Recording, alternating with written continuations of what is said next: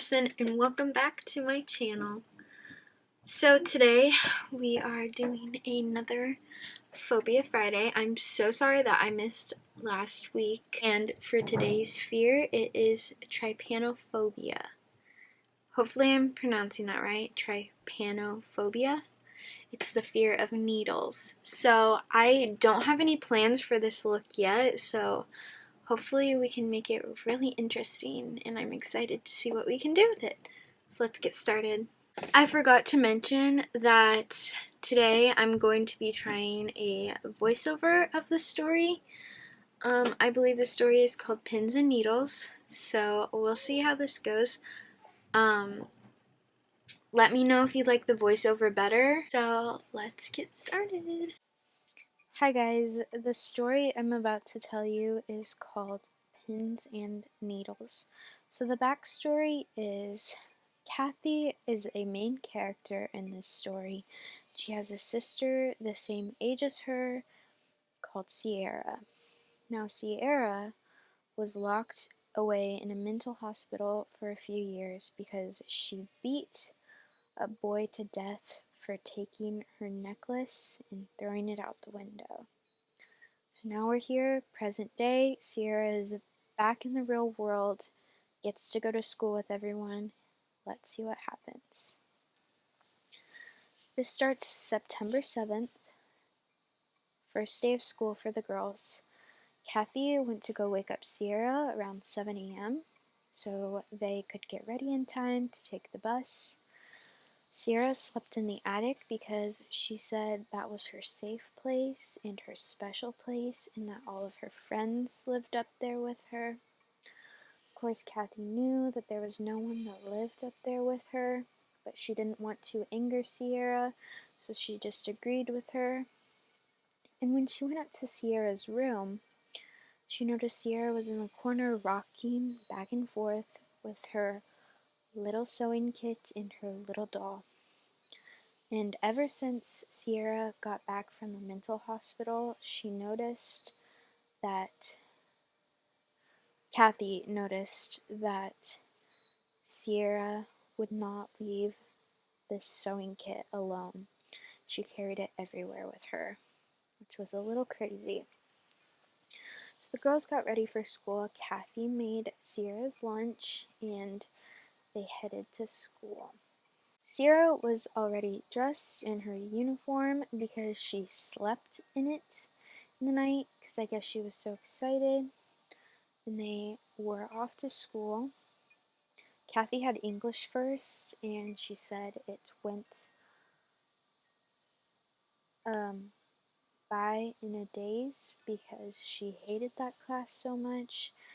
And a faculty member brought in a note, and since she sat so close to the teacher's desk, she was able to read what it said just before it came out of her view. And it said, 2 students are missing. Please keep the class until they are found. This made Kathy a bit anxious, but she wasn't overly worried because she knew students disappeared all the time from ditching class and going home, or even going to party with their friends. So English went on for a few hours, and Kathy felt like she was going to go into a coma because this class just kept going on forever and ever, and the teacher just kept getting more boring. And so when the bell finally rang, she said it was heaven to her ears because she could not wait to get out of that class. So as soon as the bell rang, she bolted out, saw her sister Sierra waiting at the gates, and like always, when Kathy passed, she'd always get whispers from all the other students, whispering about her and her sister. And something that Kathy noticed as she was walking towards Sierra is that her sewing kit was slightly open, but Kathy didn't think anything of it. She just thought her sewing kit fell open or something. So when they get back to the house, She walked Sierra up to her room, and she noticed that when she got to Sierra's door, it smelled like copper and salt and something rotten, but she didn't think anything of it, and she took one last whiff before she left Sierra and she couldn't stand the smell, so she just turned around and didn't even bother asking Sierra because she did not want to know what new experiment she was up to this time. The next day, Kathy woke up at 6 and went to go get ready, and she was so surprised to see that Sierra was already up, eating toast, giggling, so happy, and she had her sewing kit on the table right next to her, like always. Kathy just rolled her eyes, so annoyed that this was Sierra's little new fad. So, another extremely boring English lesson later, she thought she was going to die of boredom because that class was just so boring. She overheard a senior talking in hushed tones about a new kid named Simone and how she went with a crazy girl. Upon hearing this, there was an announcement that came over the intercom that said students were disappearing, and throughout the day, more and more and more names were being announced on the intercom that kids were coming missing. Simone went missing. Alex went missing. Jasmine went missing. Liam went missing. Everyone was saying that this crazy girl took them.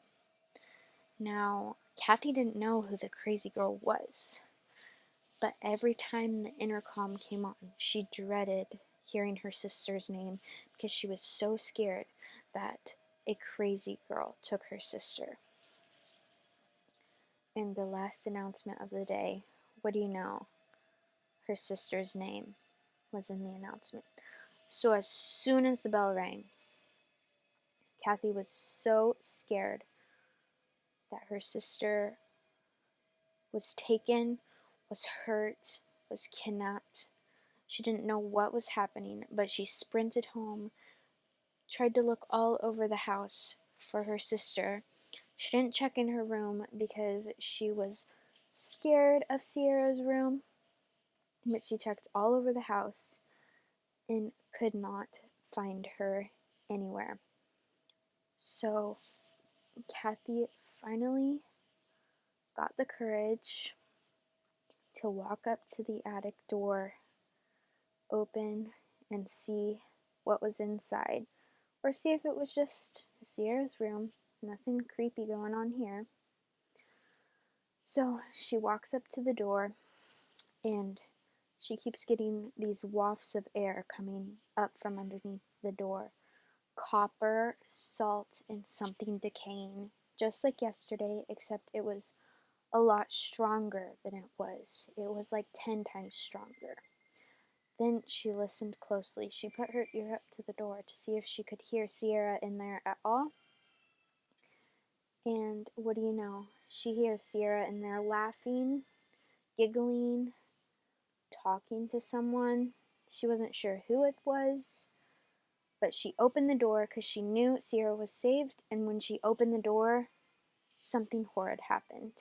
She saw vomit all over the floor, blood all over the floor, and all of the missing students dead, and their bodies were sewn to the wall, sewn together, sewn to the floor, had clothes sewn onto them. And that's the end of the story. That's Pins and Needles.